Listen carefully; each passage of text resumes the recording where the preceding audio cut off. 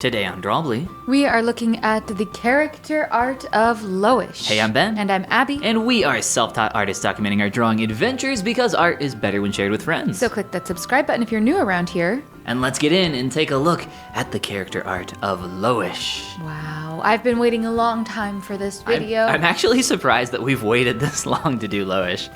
We've just been building up to this, you know? We've been building we to couldn't this just start moment. with Loish. We have to work our way up to this because she's one of my favorite and first loved digital artists that have like a prevalent following. We have all her art books. We love all her art. We stan Loish in this house. She's a classic on the internet. So I have some little rough sketches there in a notebook showing some traditional art. She's mainly a digital artist for those that don't know her.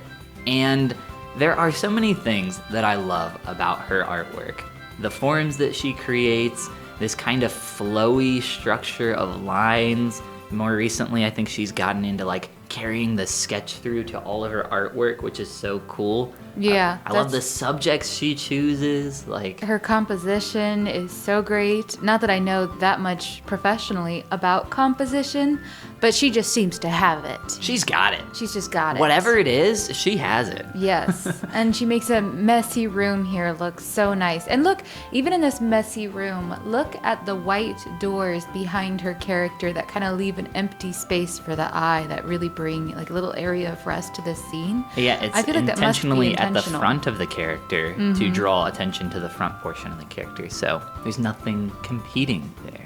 Yeah, absolutely. And she is obsessed with fish for some reason. I'm not sure she's ever explained the whole fish thing. She does draw a lot of fish. She does do a lot of fish. There's more than one fish in these artworks. But yeah, I've sculpted one of her characters before. I can maybe pop that up on the screen because I am such a huge fan of her artwork. Some of the more, I don't even know what you would call this. Like, she doesn't have hair, right? It's more of like an interpretational kind of thing here. Yeah. She does a lot of this kind of stuff, or like the fish swimming around the characters, or something even like this. It's all so cool. I feel like if I could say one thing about her artwork is that there's a lot of flow. There's so much flow. And there's a lot of flow too in her skin tones, which I appreciate. It's definitely not just cell shaded whatsoever, but it's also not a simple gradient. It's somehow like simultaneously marginally textured, but still very clean and looks not muddy. Yeah, it's incredible brushwork. Here's actually another traditional piece from Inktober. I'm not sure what year it was from, but she did a whole series in this exact style, and they were so cool. Oh yeah, man. She's very inspiring. I like her bird. She draws a lot of animals too, actually. Yeah. I love her animals as well. Look at the flow on that bird's feathers. What's so interesting, I love when artists have such a recognizable style, and even when she's creating animals, I feel like all of that still comes through. Yeah, absolutely. That same flow where the sketch lines and shading go in the direction of the form. That's something she talks about in her art books, is how much she likes whatever she's doing to go with the direction of the form. Yeah, her brushwork is incredible. I feel like I might be going through a phase somewhat soon of getting back into animals to try something that gives me a little more room to experiment. With people, I feel like I have less room, but I'd never actually seen this piece before I found this one. I don't think I've seen it either. I thought it was so cool. Yeah. I love the flowers and just the gradation from top to bottom with those, kind of giving the depth of field effect.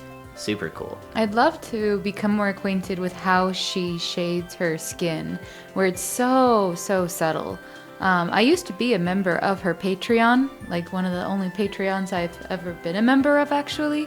And so at the time I had access to her tutorials, but I think the subtleties were at the time lost on me because I was still very, very new. Oh, that's very true. To digital art. We could get back in and play around with some of those tutorials a little more. Yeah, that might be fun. But yeah, just a great artist. Beautiful work. Beautiful mastery of color, too. I have watched her videos on how she picks colors and how she makes that work, and that's an interesting process as well. I know she's talked about it being more of like a by feel kind of thing. Yeah, which is something that screams like, I've been doing this for so many years. And if you read her books, you find she has been making digital art since long before there was any significantly good technology to do it with. Like, literally pixel characters, like on a tiny, tiny frame back in the day. Well, Photoshop did exist back then, and people were using it for painting, but she probably wasn't aware of that. It's pretty strange, I think, when people get into digital painting and they're like, wait, Photoshop? I thought that was a photo editing program. And it's still, to this day, the premier like digital painting software.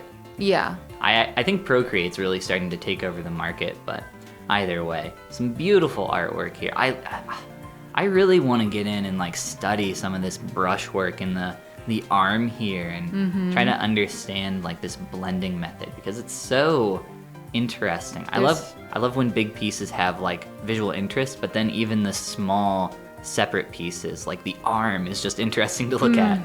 Yeah, it's got different colors, it's got different textures, and then yeah, her composition and just her imagination is so fun. Like, she doesn't really limit herself to just exactly one type of thing. It's very, very pleasant to look at. Yeah, there's always some kind of story element in her art, which I appreciate. Yeah, there is just absolutely beautiful stuff here. Yeah, and I feel like it's a lot more than just, pictures of, it's very, very common to have pictures of girls, pretty repeatedly with Instagram art. But there's such a variance here that I just...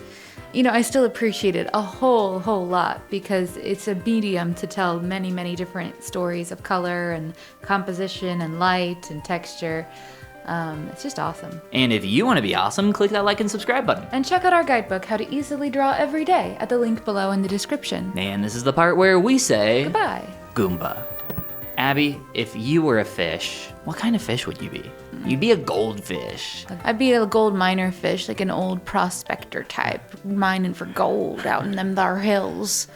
And I'd be a gold liner fish, out on the train tracks, the line, searching for gold. Yeah, you keep working on that.